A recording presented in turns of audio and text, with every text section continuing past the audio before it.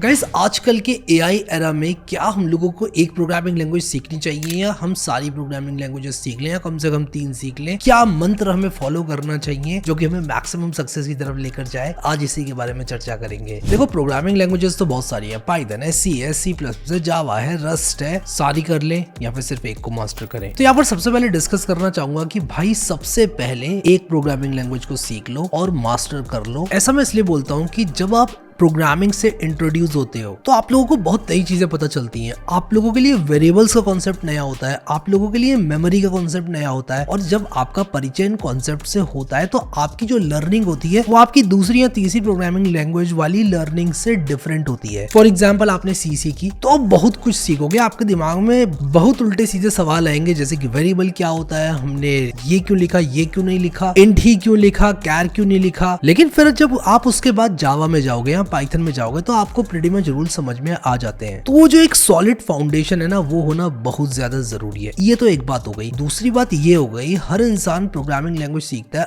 अपनी लाइफ में कुछ ना कुछ अचीव करने के लिए। फिर चाहे वो आप फ्रीलांसिंग करना चाहते हो, आप जॉब सिक्योर करना चाहते हो, आपको सिर्फ मार्क्स ही क्यों ना चाहिए हो अपने सेमेस्टर के एग्जाम में, कोई ना कोई टारगेट को हम लेकर चलते हैं। तो मैं कहूंगा आप पहली प्रोग्रामिंग लैंग्वेज सीखो, फिर चाहे आपका मोटिवेशन कॉलेज के एग्जाम में मार्क्स ही लाना क्यों ना हो या फ्रीलांसिंग से वो अपना पहला डॉलर क्यों ना कमाना हो, आप कंप्लीट करो। आप उस स्टेज को कंप्लीट करो, ना कि आप इस चीज पर फोकस करो कि यार मुझे मल्टीपल प्रोग्रामिंग लैंग्वेजेस सीखनी है, मुझे अपनी प्रोग्रामिंग लैंग्वेजेस की लिस्ट को बढ़ाना है। Being proficient in one language is very very important. जैसे कि मान लो आप एआई सीखना चाहते हो। अब आप एआई सीखना चाहते हो, कुछ इंप्लीमेंट करना चाहते हो, कुछ ऐसा काम करना चाहते हो जो कि यूजफुल हो लोगों के लिए, ताकि वो शायद आपको पैसे दें या फिर आपका जो सास प्रोडक्ट है वो बड़ी बड़ी कंपनीज के द्वारा खरीदा जाए। तो ऐसे में आप लोग पाइथन सीख सकते हो, और पाइथन सीखने के बाद आप मास्टर कर सकते हो पाइथन को। पाइथन की जो ओपन सोर्स डिपॉजिटरीज है उनको अंडरस्टैंड कर सकते हो और इन सब चीजों को इस्तेमाल करके एक प्रोडक्ट बना सकते हो। तो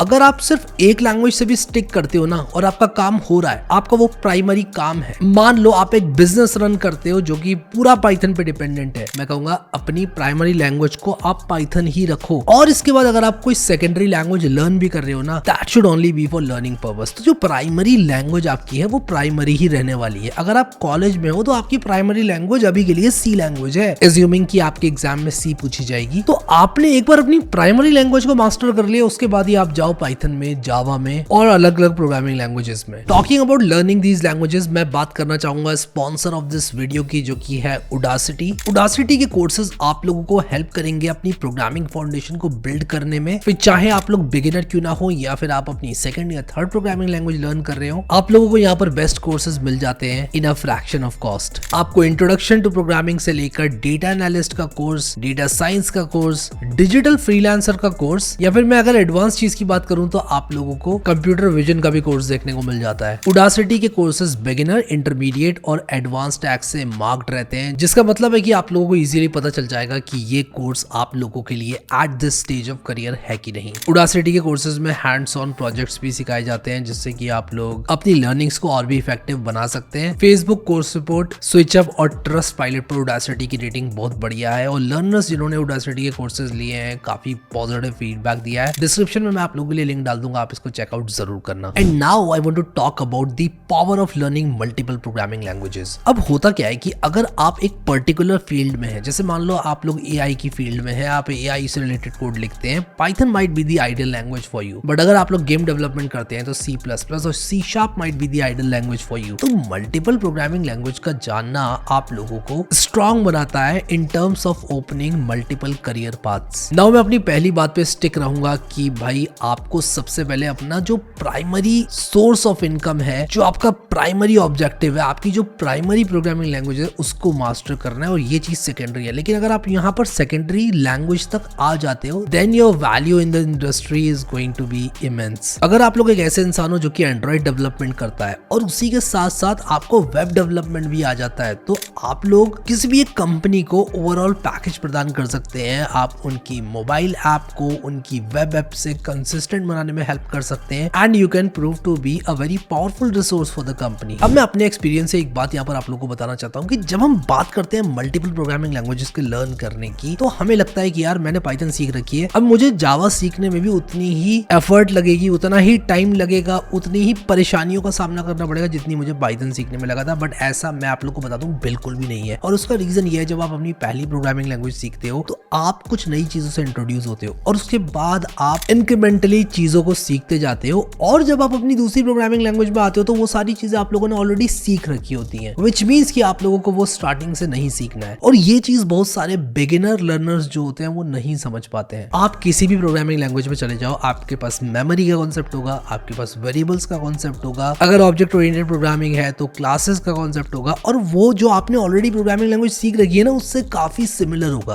फॉर लूप पाइथन में और जावास्क्रिप्ट में काफी सिमिलर है, छोटी मोटी जो डिटेल्स हैं वो चेंज हो सकती हैं, but it's very similar. And same goes for Java and C plus plus as well, आपको वहां पर भी फॉर लूप काफी सिमिलर देखने को मिलेगा। अब बात कर लेते हैं थोड़ी सी एआई की भी। एआई के आने से क्या चीज चेंज हुई? एआई के आने से चेंज ये हुआ कि जो काम आप लोगों को मैनुअली देख देख के पहले करना पड़ता, शायद आज की तारीख में कुछ टास्क ऐसे हैं कि एआई 99% एक्यूरेसी से आप लोगों को करके देता है। फॉर एग्जांपल, अगर आप एक छोटा सा कोड स्निपेट दें जो कि फेयरली स्ट्रेट फॉरवर्ड है और आप कहें कि भाई इस कोड स्निपेट को पाइथन से C++ में दे दो, तो चैट जीपीटी जैसा एआई आपको एकदम कन्वर्ट करके दे देगा, पूरा सटीक वो भी। आज की तारीख में अगर पाइथन का इस्तेमाल हो रहा है एआई से, जो कि जोरों शोरों से हो भी रहा है, और आप लोगों ने पाइथन सीख ली है, तो आप लोग को एक चीज ये भी दिमाग में रखनी है कि इंडस्ट्री इवॉल्व होती जा रही है और C++ जैसी लैंग्वेज का भी इस्तेमाल हो रहा है, because C++ is very fast और C++ में बहुत सारा कोड लिखा जाता है ऑलरेडी जो कि एआई से रिलेटेड होता है, लेकिन C++